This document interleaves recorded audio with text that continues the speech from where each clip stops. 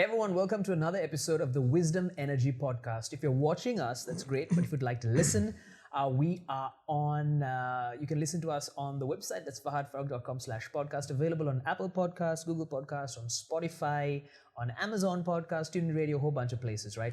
So this week on our podcast, we have someone who knows a thing or two about making big decisions, because in my next description you'll understand, right? So for 2 years of his life he was an associate consultant at MTI Consulting, then he was a brand manager for another 2 years at Unilever, then he was a business unit consultant at Coca-Cola for another 2 years, and then he was the general manager for Sri Lanka for Triumph International, moving up to general manager South Asia for Triumph International, and that was almost 10 years. And then he moved as the chief executive officer for Liquid Island and Wine World, and he's been doing it for 3.5 years. So he knows a thing or two about making big decisions, and I'm going to pick his brain, find out his wisdom with regards to what evaluations went through his mind when making these decisions. So it's my pleasure and honor and privilege to welcome a gentleman, a super dude I've known for a long ass time, Shalindra Fernando. Hi, Shalindra. Hey, Fahad. Thank you for being here. Thank you for having me. Great to be here. Super stoked. So, off the bat, I want to ask you, what is it about making big decisions that you think people hate so much? I mean, who wants to do hard things, right? Big decisions are hard. The uncertainty of it all, I think, really stresses people out. So I guess, everyone wants consistency and comfort, at least to a great extent. So making big decisions is something that we prefer to postpone if possible, but sometimes you can't. You just have to take the leap and go with it. So if you look at your life, do you think the decisions you made were because you couldn't postpone it anymore largely, or it was like you had to make that call?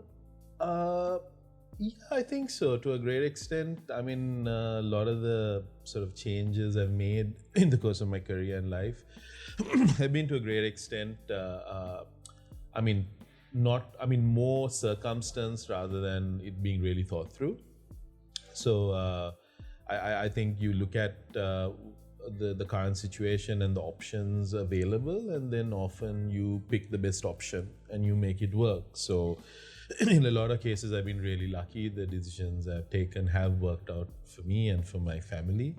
So I think my formula of evaluating situations so far has been okay.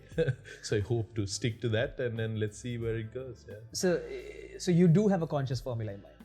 I mean, I think everybody does. So there are variables. Yeah, everybody does. So the thing is, if you talk about the decisions that I've made, it's really about shifting around in terms of industry and in terms of location. So I think, so straight out of university, I was really fortunate enough to work with Hilmi Kader, who's a renowned management consultant, and he actually hired me while I was still in university. So at that time, I'm sure you can remember what it's like having zero income and zero options.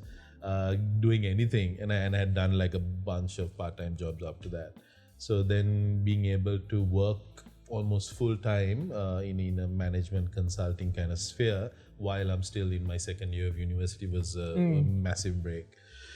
And the other thing was that I think I was fortunate enough to fall into that because the nature of that job was that you had exposure to different types of industries. I got to work with the Haley's Group, Sri Lankan Airlines, John Keel's.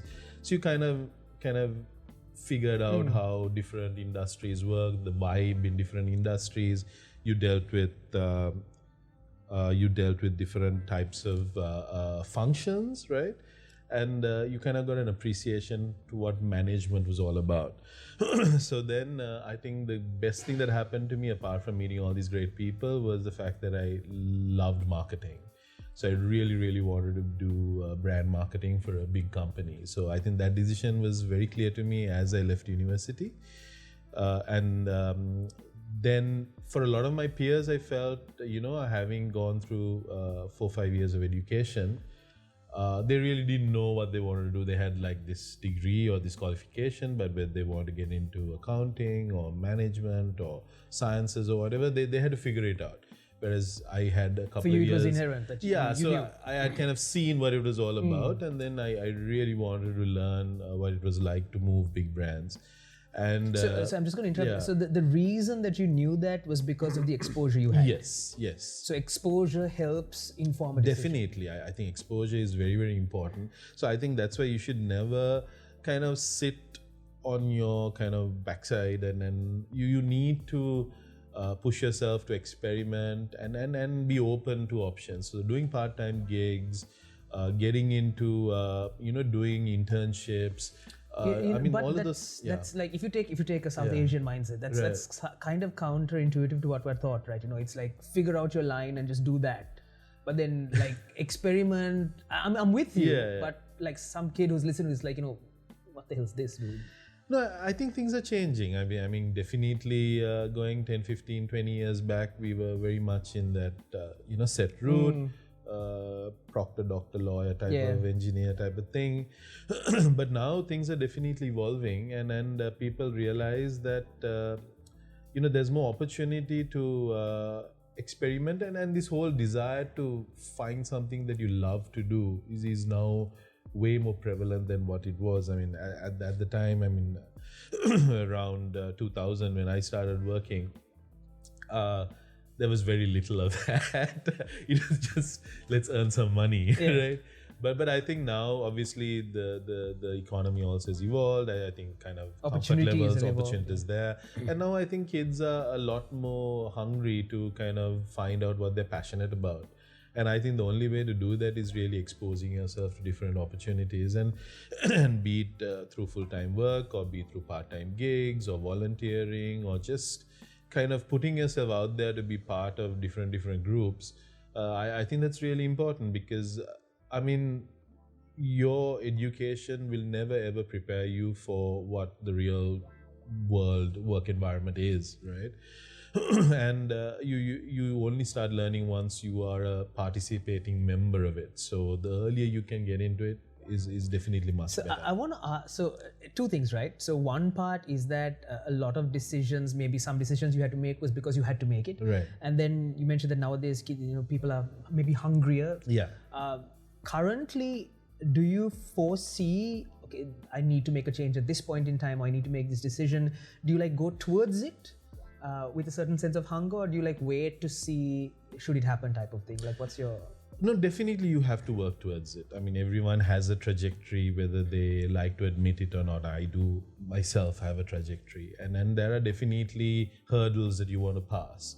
But I think the decision-making criteria changes as per your stage of life.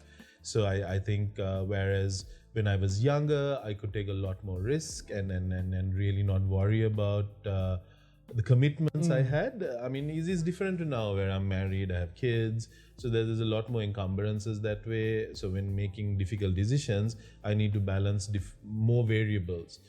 I mean, case in point, for example, I had a really good time at Unilever, but I think one of the issues there I was having is that I really needed to kind of fast track my income. So Unilever was definitely a long game. And, a friend of mine was, I really wanted to make a change, and I wanted to expose myself to something different.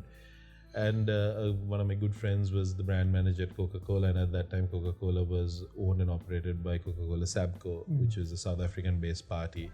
And they were looking for sort of sales and marketing people to join a division of theirs. And that would be based outside Sri Lanka, it would be project-based. So without really thinking too much about it, I was able to jump into that. And frankly, I didn't know where I was going to be working. I was leaving a sort of very structured career at Unilever, and frankly, everyone told me not to take that jump. But it was easy. I think looking back, it was. I almost did it intuitively. I thought through it a bit, but obviously the circumstances were very different. And once you got into it, you have to make it work. And it worked for me. It gave me sort of the regional exposure that I was looking for. It got me the ability to travel. So actually, I mean, now traveling is like super cool and people like, Instagram about it. Yeah. So Hashtag. I mean, I was able to have that kind of experience for about 3 years because of that job. I mean, I worked in 6 different markets. I was traveling almost like every month somewhere. I was in the middle of Nigeria running on highways through nothing. I was in Cambodia, in places like Siem Reap and real rural places. I got to see parts of South Korea, which I don't think I'll get to see again for a long time. So I mean, so the thing is, I think All of this, I think, it should be another little mini series in terms of Shalindra's adventures on the road. The Coca-Cola man. Like, what did he do? What did he see? What did he leave behind? Nothing much except footprints. Okay, we know that. So I think it's a bit like that. So I think you have to have a trajectory. You need to know what you can control and then what you're willing to give up. So obviously it sounds very exciting, but at the same time, there is a flip side. You're far away from home. You don't see your parents or your siblings, or even if I was married, at the time my girlfriend also was in a different country. So that stress was there. And also you got to manage yourself and stay committed and disciplined. I was trying to do some studies part-time. It was super hard, all of that. But obviously there's a trade-off. And I think you need to understand what's important to you at that stage. So I think that kind of led to, so I had about 3 years with that system. And again, it was like a very project-based work experience. So I mean, I was not part of a country team at all. And every 3 to 6 months, I would have to shift very location. Nomadic, I guess. Exactly. So in that last year, I did get married. And then obviously, the circumstances change. I don't want to be away from my wife. She didn't want to be away from me. So she moved with me for a project. But then in 3 months later, we had to shift again. So she couldn't really do anything with herself in terms of career or occupation. So it was not a very comfortable existence. So at that point, when I talked to something else got added to the decision-making formula. So I think, so what was important for us is stability at that time. Yeah. We were young and able to, go many places, but we needed to be in one place. And then my wife also had her own career that she needed to work on.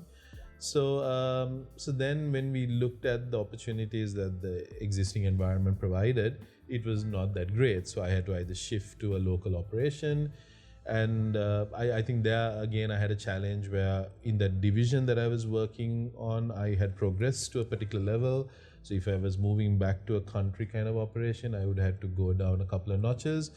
And I kind of didn't want to give up on the momentum I had in my career. So when I looked around in the Coke system that I had access to, there wasn't really any suitable kind of jobs. And then increasingly, I was getting work in West Africa. So I had just completed a 6-month project in Nigeria. And then the next project was going to be in another country right next to it, I think Benin or West Africa is pretty rough, right? It's pretty rough. So it adds years to your life, I guess. Yeah, and also it's a bit dangerous, and so it's not an environment that you really want to cling on to too long. So I was not super keen.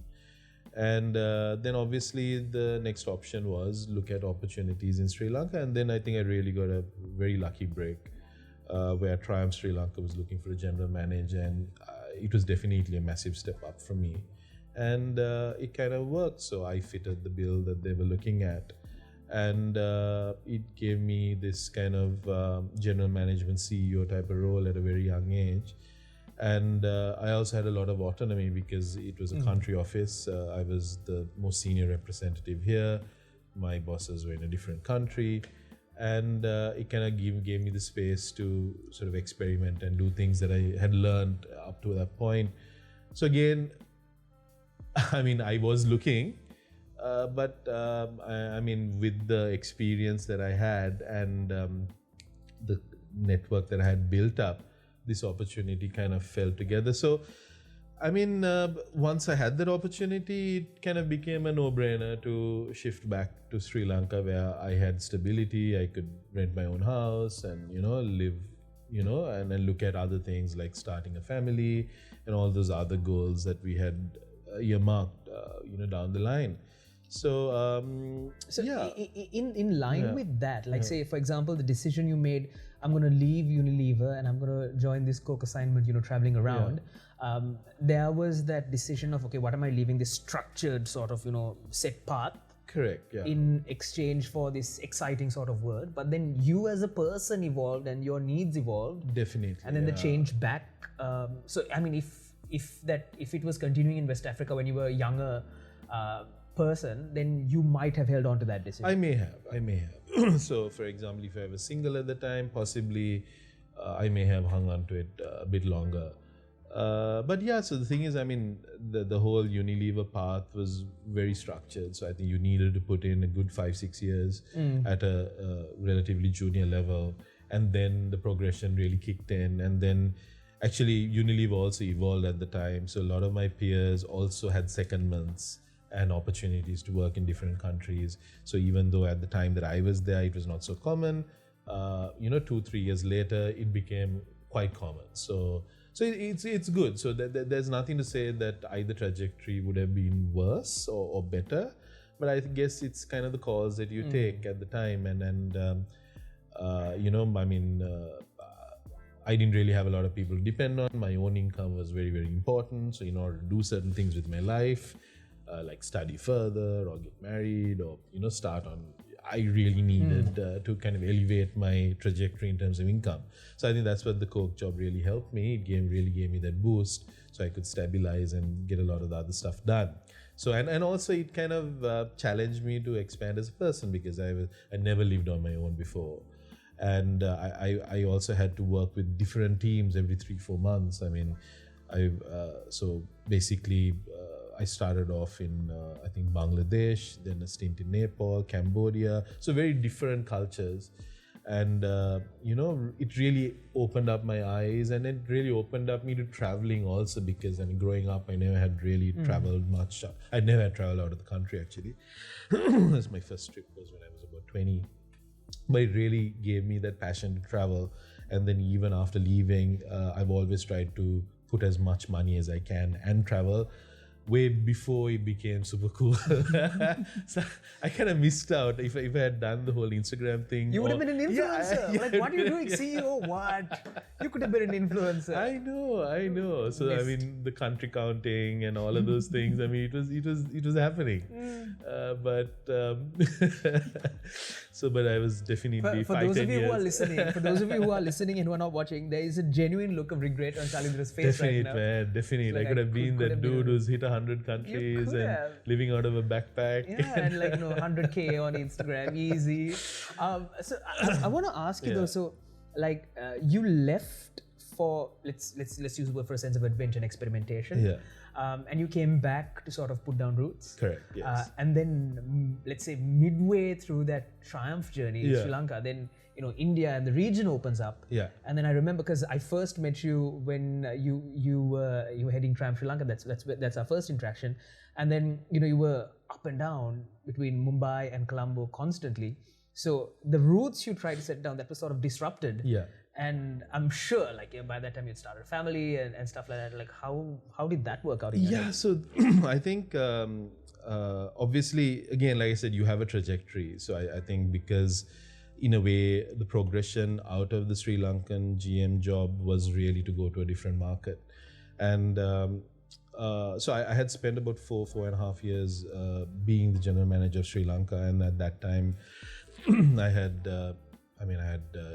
2 sons, newborns. And so basically I think that also kind of fitted well, because I mean, obviously my wife is a clinical child psychologist and she has her own practice and she works with the Chitra Lane school as well.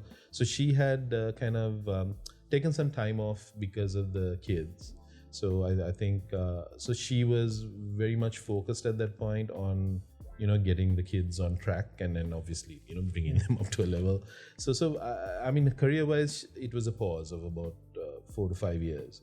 So at the time when Triumph offered me to shift Mumbai full time, so I was really keen to take it, yeah, because that's the way I could see progression in my job, and my wife was also kind of happy to come along, and it was also a good environment to raise our children because we had a lot of control there, and I mean in Sri Lanka, while we do have a lot of support, it gets very distracting, and obviously there's a lot of commitments, be it your friends, your family, and frankly, if you don't really manage it, it gets super hard. And especially in that phase of your life, I think you really need to pull together.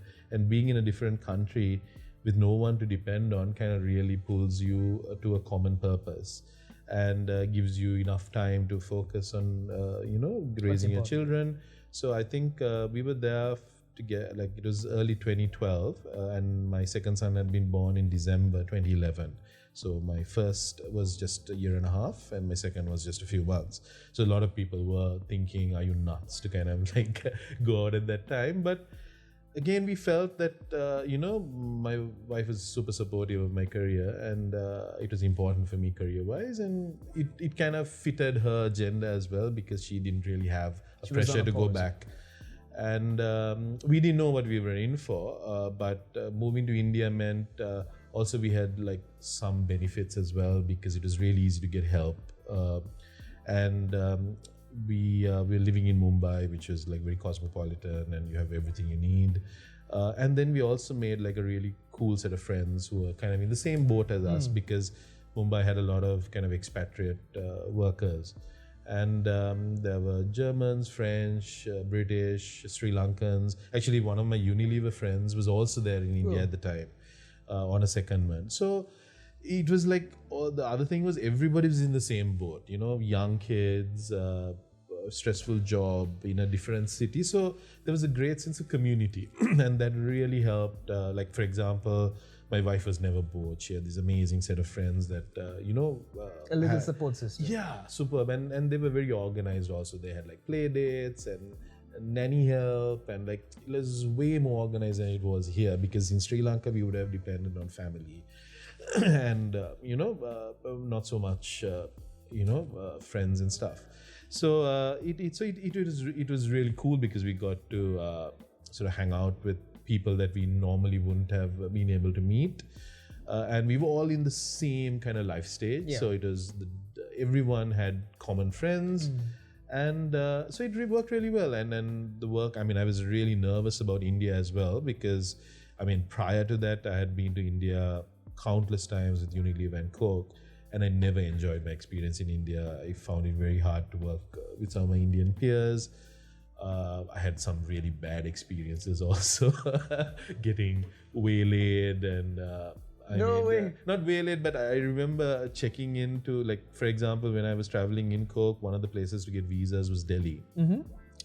So especially to Africa, there was no sort of embassy here. So to get the South African visa, various visas, you had to go to Delhi. So, and there was no time to send the passports up and down. So I would fly to Delhi, stay the 2-3 days, get the visa, and then move on. So I remember I had to make this quick trip, and I booked this hotel on the internet. I mean, booking.com was around those days, but it was still young. I mean, it was in like 2004, 5 that time. So it was definitely in its infant stage. And there was this hotel that was rated like a 4-star hotel. It was really expensive as well. I mean, it was like about $150 a night or whatever. So all the legitimacy boxes were ticked. Yeah, so it was in the center of Delhi, and then when I landed at midnight and took a taxi to the hotel.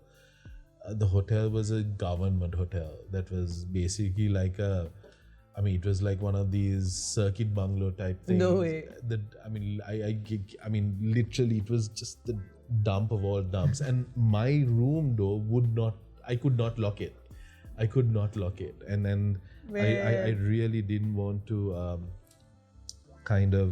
stay there, but it was 1 o'clock in the morning. You had no choice. I had no choice. I had to go, and I walked around to see if there was another hotel close by, and there was, but it was like super expensive. So I couldn't stay there. So I stayed there. I literally had to kind of push a chest of drawers against the door and go to sleep. No way. Because it was really, with flickering lights and garbage on the corridors, and like it was super bad. So luckily, this was in. it was in Delhi, in the center of Delhi.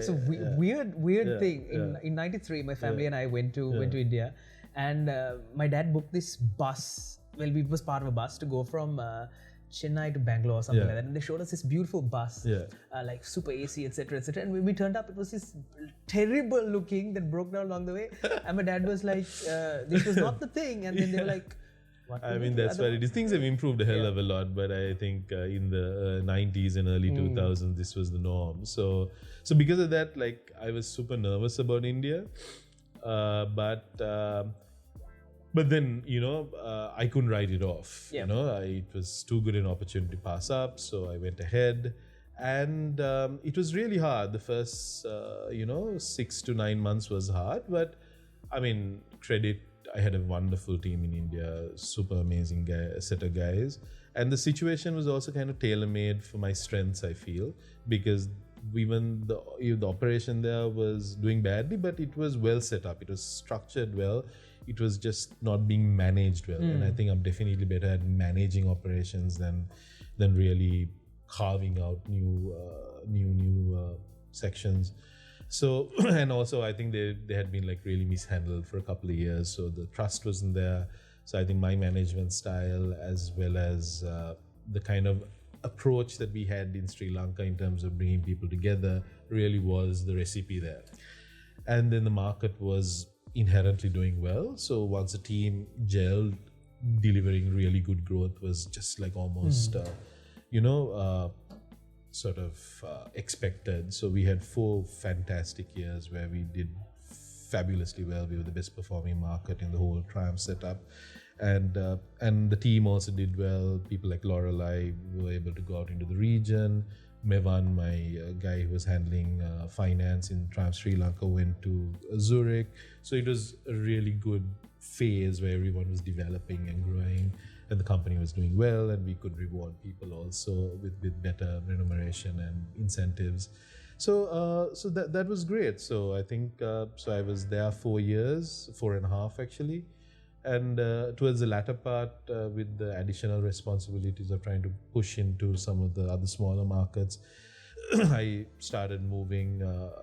I actually, after about 2.5 to 3 years, I think that phase for my wife finished, right? So she also, the kids were bigger, schooling was an issue. Yep. Because again, I think one of the issues I had with my package was schooling wasn't really covered. And so I think the local schools were just not relatable, and the international schools are super expensive. So I think it kind of became almost default that my wife and kids would have to kind of come back. Yeah. And then I was shuttling up and down for about a year. But again, like it's those decisions that you make. So like, for example, my career was going well, we were happy, but okay, so what do we do about the schooling issue, right? So do we homeschool them? I don't know, maybe that was a call, but I mean, obviously we wanted to kind of get them into a good system, and then the Sri Lankan system is what we knew, so it kind of made sense to come back and put them into that entry level in that system. And it also coincided with my wife's desire to resume her practice and all of that, and I could shuttle up and down. I was spending 4 days in India, and then Friday, Saturday, Sunday I'll be in Colombo, so it kind of worked well. And so again, it was another phase. So like I think everything, so all these decisions that you make, I think obviously they change with your circumstances, and I think you need to be open to that as well. You can't just latch on to one set of circumstances and expect everything to work around that.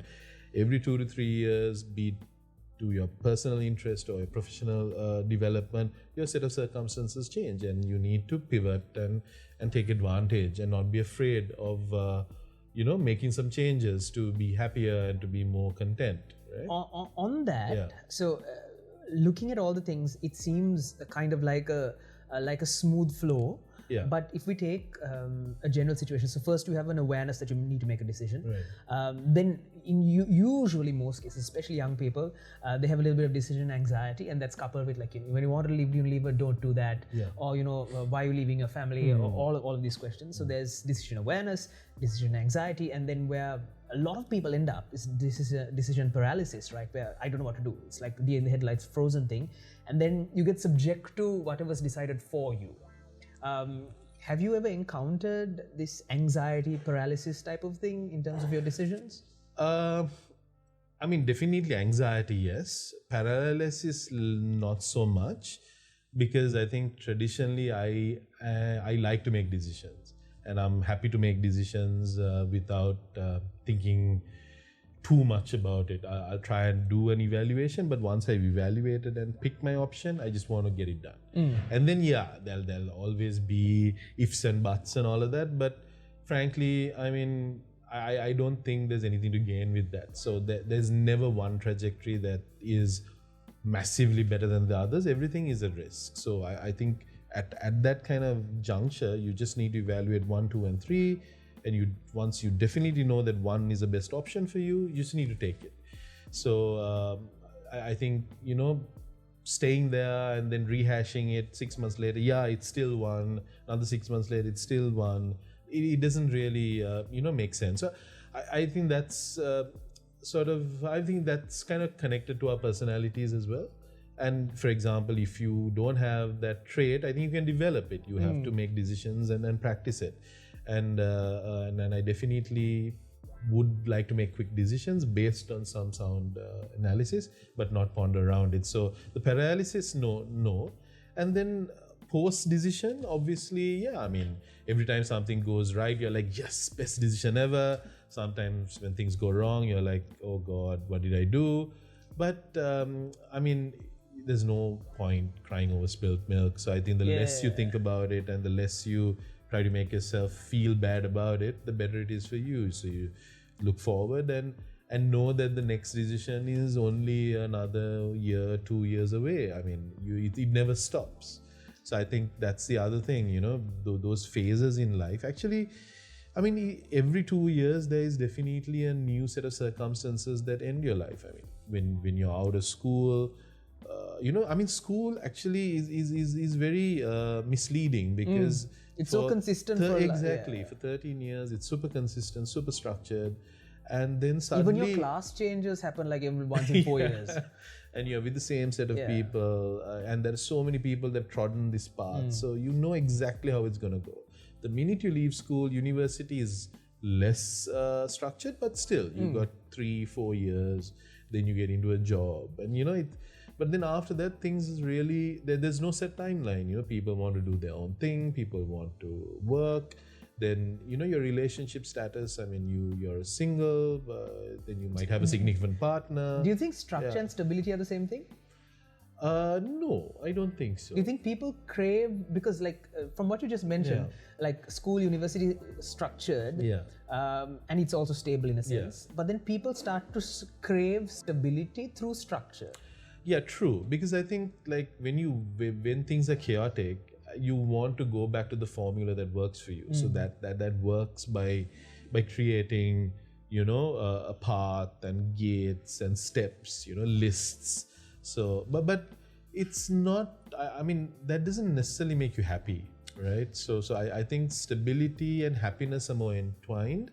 So I think once you understand more about yourself and what your likes and dislikes are, as long as you're being true to yourself, I think even if you have a chaotic, seemingly chaotic journey, I think that's stable. That's stability for you. So I especially think there is no, I mean, especially now where, the modern lifestyle definitely encourages people to be more entrepreneurial. I think we need to stop sort of hero worshipping the structures that have existed. Maybe they work well for some people and there's stuff that you can learn from it, but doesn't necessarily mean that's for you. And I think the only thing you need to discover yourself, and maybe it's a structured sort of company that works for you with promotions every 3 years or whatever. Maybe it's a gig economy, whatever. I think as you discover about yourself, more about yourself, you have to be confident that on your path, and then I think you're stable.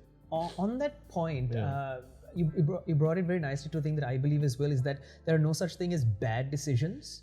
It's the follow-up. You like a lot of us. Let's take it something simple as you order some food and you don't like how it tastes or whatever. I made a bad choice, or you made a decision and the first sign of it going south, you attribute it to making a bad choice. And then there are other people who are like, dude, I evaluated the best things according to the situation. I made a decision. Now let me try to make the best out of this. So it's not a bad decision.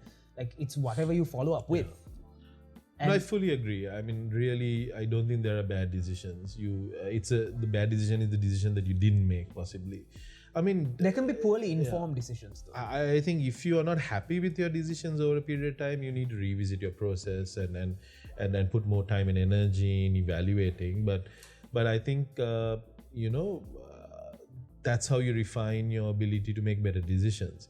So I think every bad decision is something to learn from, and I think you need to go back and figure out, okay, what could I have done differently to make a better decision, and next time think of that and then try to improve yourself. But it doesn't mean that you should just not make decisions or just not order food or whatever. I think some people prefer to do that, I think, because it's like an easy go-to, but that's not what's going to make you happy. And I think opportunity and circumstance doesn't really work for people who adopt that path. So something that I want to talk about, so this is related to food and beverage, because we're recording at the Robata at the moment. It's a beautiful Asian fusion restaurant. You can come here. We're currently at their private dining room. If you'd like to eat privately, or you can eat outside. Beautiful setup. And in relation to that, so a big decision that Shalindra and his team made with Liquid Island is that over 70% of their revenue came from PET water bottles, which is like plastic water bottles for the Olu water brand. And they made a decision to go glass completely. While a lot of people will be like, think about because your glass bottles are not even reused, right?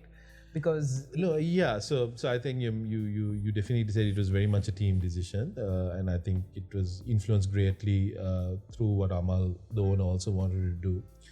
And I must make a point that Liquid Island, I was responsible for it for up to about mid of last year, and now it's being managed by Shalindra Fernando. So I think ultimately it kind of, plastic recycling was something that we really couldn't guarantee. So every time you went out anywhere, you saw all these sort of plastic collection bags and bottles. And really, I think if ever one of us saw an old bottle, I think it really kind of, hurt us a lot. And we kind of came to the conclusion that no matter what we try, however much we try to justify doing the best kind of recyclable plastic, we are not in control of the process of collecting bottles back and sending it. So how do we avoid the negative impact is by staying out of it. And so we had already launched Olu Glass, and then obviously you're right. So basically Olu is a natural mineral water. And that's different from bottled drinking water that you get. So natural mineral water has a separate set of conditions, separate set of laws. And one of the rules that drive the standard for natural mineral water is that the bottle that it's bottled in cannot be reused at all. So whether it's glass or PET, it cannot be reused because, see, when you take a bottle back, you don't know where it's been. So you have to use chemicals and wash the bottle out. So the residue of those chemicals then alter the chemical signature of the water. So because of that, natural mineral water cannot be rebottled. So the glass is one way. That means the glass has to get destroyed and then recycled into glass production again. And that's one of the reasons the product is also reasonably, is priced like that, because you've got to pay for the cost of the glass.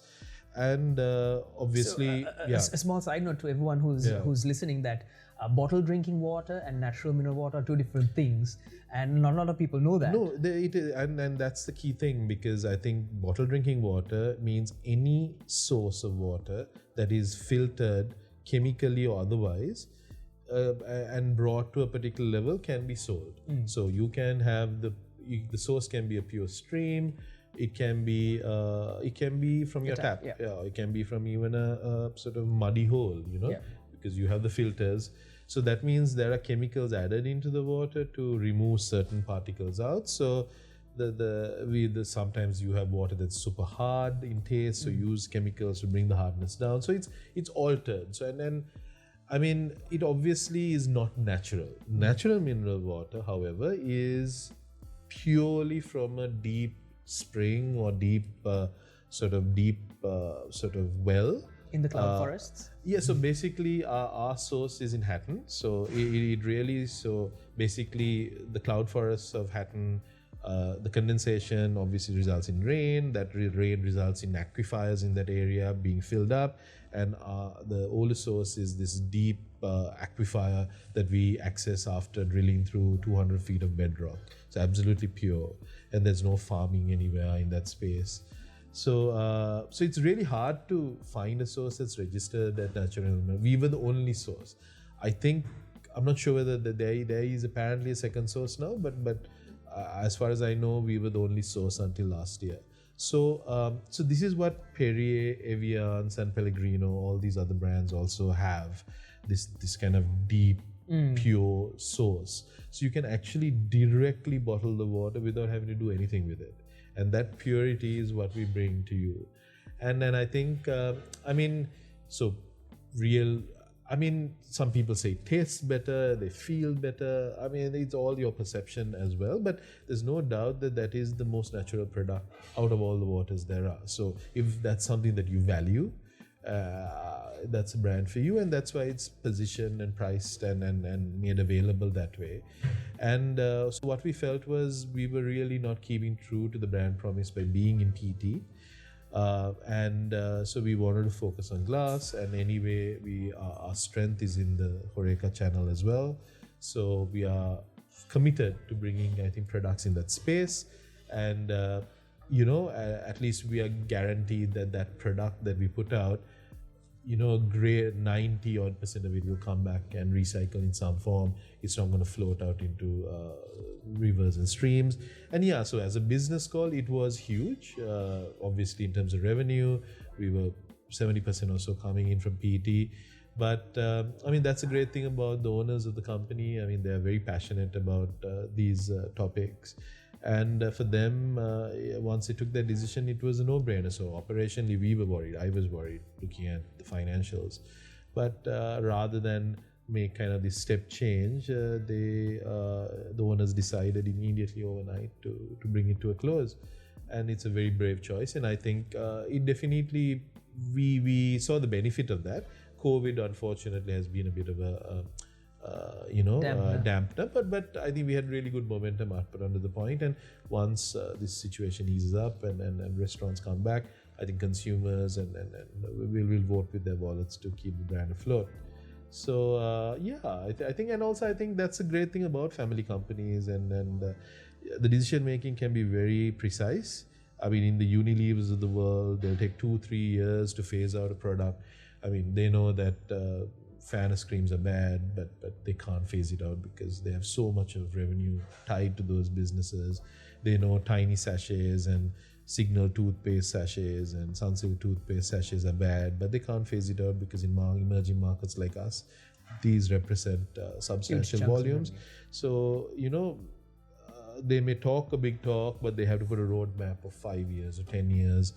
And nobody wants to talk about the damage that we are willingly doing to the environment, even at that time. But in other business sort of circles, decision making can be a lot faster, and it's very refreshing to see, and it makes you proud to be part of that system.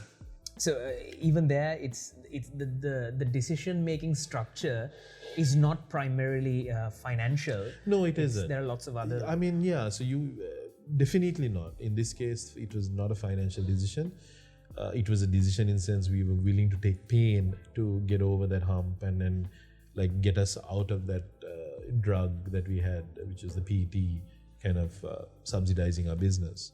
So this was really purpose driven, and I think if more companies can behave like that, definitely it's a better situation. And I mean, I had to appreciate that not everyone can behave like that because they have many stakeholders that they need to appease.